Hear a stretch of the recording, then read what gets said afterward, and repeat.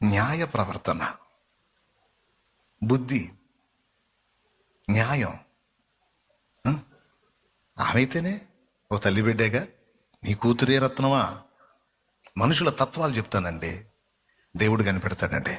మన సమస్త ప్రవర్తనలో న్యాయ ప్రవర్తనని కనిపెడతాడు దేవుడు.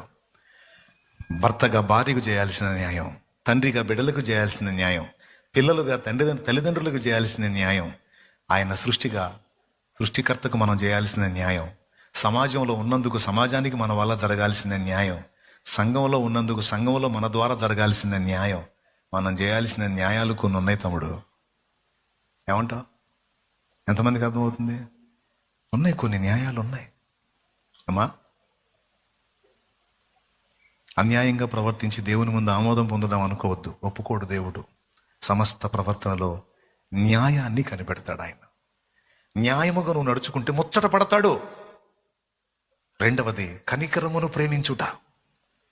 కనికరంతో నిండిపోండి. కనికరం కలిగిన మనసును సాధన చేయండి. పోనీలే అనుకోండి, జాలి పడండి, తేడాపడ్డోళ్ళ మీద కనికరం చూపండి. మూడవది, నీ దేవుని ఎదుట దీన మనస్సు కలిగి ప్రవర్తించు. ఈ మూడే కదా దేవుడు అడుగుతున్నాడు అన్నాడు చూడు. ఇంక వీటికి మించి ఏమి లేదట చూడు. నీ దేవుని ఎదుట దీన మనస్సు కలిగి ప్రవర్తించుటయో ఇంతే కదా యెహోవా నిన్ను అడుగుచున్నాడు అన్నాడు.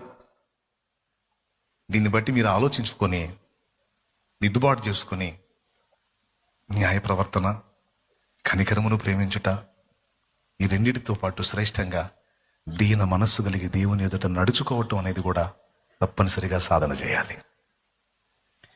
మనుషుల ముందు దీనంగా ప్రవర్తించటంగా దేవుని ముందు మనం దీనిలో వ్యవహరించాలి. ఎక్కడ ఉప్పొంగటానికి ఛాన్స్ ఇవ్వకూడదు. ఒకవేళ నిన్ను శ్రమల కొలిమిలో గుండా దేవుడు తెస్తుంటే దేవునికి మహిమ చెల్లించు. దేవా, నన్ను విరగొట్టి నల్లగొట్టి సరి చేస్తున్నావు, దీవించయ్యా. దీనురాలిగా చేస్తున్నావు, నీకు స్తోత్రం ప్రభా. ఎవరి ముందైనా నిన్ను దీనంగా ఉంచాడు దేవుడు అంటే ఆ దీనత్వాన్ని బట్టి దేవునికి స్తోత్రం చెప్పు. తప్పకుండా నిన్ను హెచ్చిస్తాడు ఆయన. ఎవరి ముందైనా నిన్ను దీనుడిగా నిలబెట్టాడంటే డోంట్ వరీ, నిన్ను హెచ్చిస్తాడు ఆయన. కొన్నిసార్లు కొన్ని పరిస్థితులు నేను ఎదుర్కొన్నప్పుడు కొంతమంది ముందు నేను దీనంగా తల ఉంచుకొని నిలబడాల్సి వచ్చింది. కానీ వాళ్ళందరి ముందు తర్వాత దేవుడు నా తల ఎత్తాడు. నీకు ఆ పరిస్థితి రప్పిస్తాడు దేవుడు. కానీ కొన్ని సందర్భాల్లో నిన్ను దీనుడిగా కొంతమంది ముందు నిలబెట్టినప్పుడు తగ్గించుకునే ఉండు. తగిన కాలం అందు ఆయనే నిన్ను హెచ్చిస్తాడు. ఇది నాకు చాలా ఇష్టమైన అంశం అండి. ఇది నా బిడ్డలుగా, దేవుడు నాకు ఇచ్చిన ఆత్మీయ పిల్లలుగా మీ అందరికీ ఇది నేర్పించాలని నా ఆరాటం. ఎందుకంటే ఇది కానీ మీరు కలిగి ఉన్నారనుకో, కృప దొరికిద్ది. కృపలో అన్నీ దొరుకుతాయి. ఓకేనా? నా యేసయ్య కూడా తన గురించి తానేమో చెప్పుకున్నాడు తెలుసా? నేను సాత్వికుడను, దీన మనస్సు గలవాడను అని చెప్పుకున్నాడు నా తండ్రి.